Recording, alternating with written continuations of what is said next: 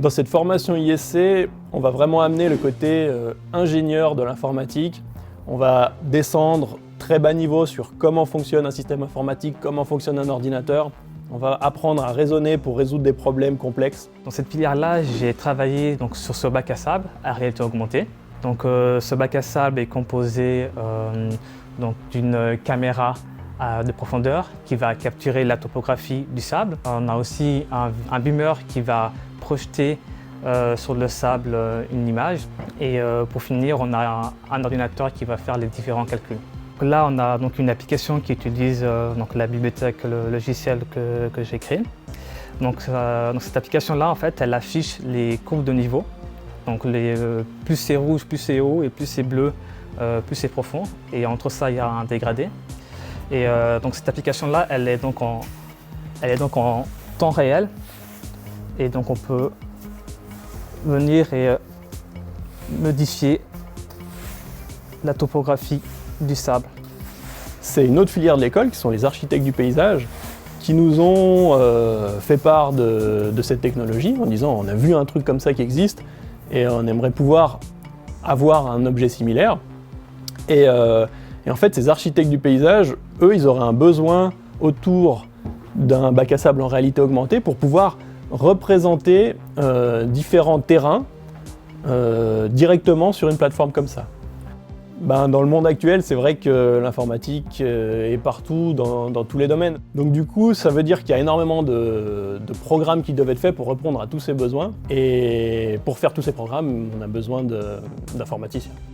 Donc les étudiants ils peuvent avoir des TP de sécurité qui vont du craquage de mots de passe jusqu'au, par exemple, faire du déni de service, c'est-à-dire rendre une machine inutilisable. Le projet qui est sur l'écran, c'est un projet qui consiste à craquer des mots de passe, donc ça permet de montrer aux étudiants que suivant la qualité du mot de passe, on n'est pas forcément sécurisé, c'est-à-dire on a une liste de mots qui peuvent être courants, et du coup les étudiants vont utiliser ces mots pour essayer de craquer des mots de passe en question. Si on remplace les voyelles par des chiffres, c'est pas sécurisé non plus, et c'est justement ce genre de manœuvre qu'ils vont essayer de faire dans ce TP. En finale, j'ai fait ma thèse de master dans le cadre de la sécurité et tout ce qui est blockchain, et ce que j'ai appris particulièrement, c'est vraiment la décomposition d'un problème et la façon de réfléchir, peut-être de la maturité aussi. Alors, dans ma filière, on apprend tout ce qui est en rapport avec les télécommunications, les réseaux informatiques et aussi la sécurité informatique. Alors, on a réalisé un projet où on analyse le diagramme de rayonnement de différentes antennes. Grâce au projet pratique, j'ai déjà pu créer des choses que je verrais être utilisées dans des entreprises en dehors de l'école. C'est ça que j'aime beaucoup. Moi, ce que j'ai aimé, c'était assouvir ma soif de curiosité. Lorsqu'on aime connaître l'envers caché de la chose, c'est vraiment une formation qui est fantastique. Moi, mon projet de bachelor, c'était un projet interdisciplinaire en collaboration avec d'autres écoles membres du réseau HESSO. Nous, on a réalisé un objet qui s'appelle Guido, qui est un objet destiné à simplifier l'apprentissage de la théorie musicale aux enfants. Premièrement, on a une matrice de LED, comme ici, que l'on retrouve du reste ici dans l'objet. On retrouve également un circuit de contrôle. Lui, il gère en fait littéralement tout ce que fait l'objet en question. Il y a une unité qui est ici, qui s'occupe de la partie sans fil, qui s'occupe de gérer l'écran de LED. Il y a aussi un haut-parleur dans cet objet. C'est tout cette carte qui la gère.